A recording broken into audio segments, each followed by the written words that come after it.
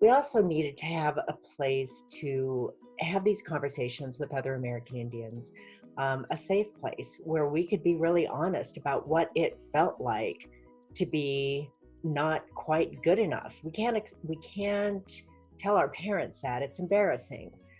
We don't want our parents to know that we somehow failed them by not fitting in.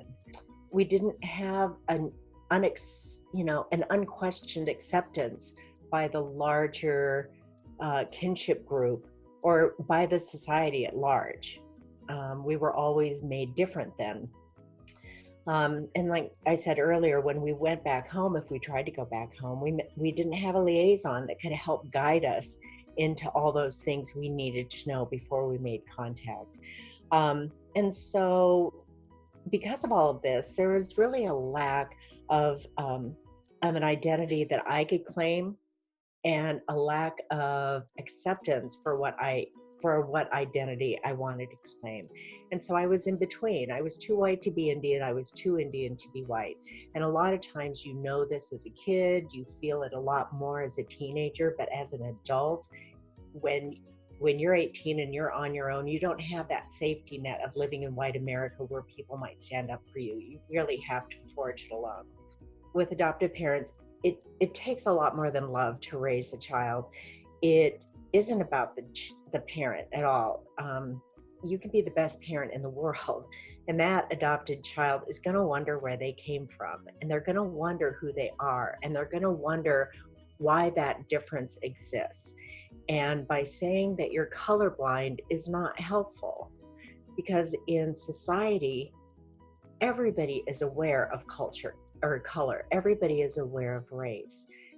What is important is the meaning you give to that color or the meaning you give to that race. You know, when the child starts asking questions about who they are or where they came from, parents are going to really need to put a lot of thoughtful response into it, because it doesn't help if they say, well, you know, your mom was a drunk, so there was no way she was going to be able to keep you.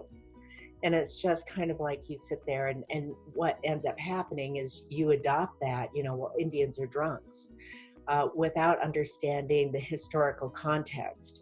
And so to have those honest conversations that are respectful of those first families and respectful of those first communities is something that's going to help your child really learn how to respect themselves. Be prepared for the fact that your child will have questions about their real family. And, you know, what they're trying to do is they're trying to figure out, well, I don't look like you, and I don't seem to act like you, and sometimes I don't have the characteristics that you do, or I'm not as smart as you, or I'm not as, you know, talented in math as you. I mean, there's all these things, but there is this kind of ideal that, you know, I want to know who my real family is.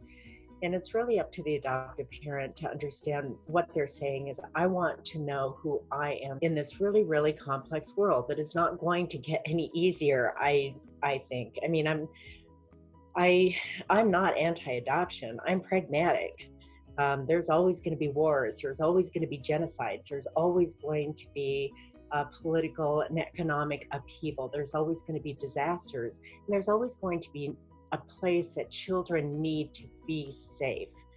But the idea of ownership has to be replaced with the idea of assisting those first families in helping raise a child that they can't at that time. So I think if I were to say that my struggle was with race, you can see when race is added to it, it becomes a very, very complex thing.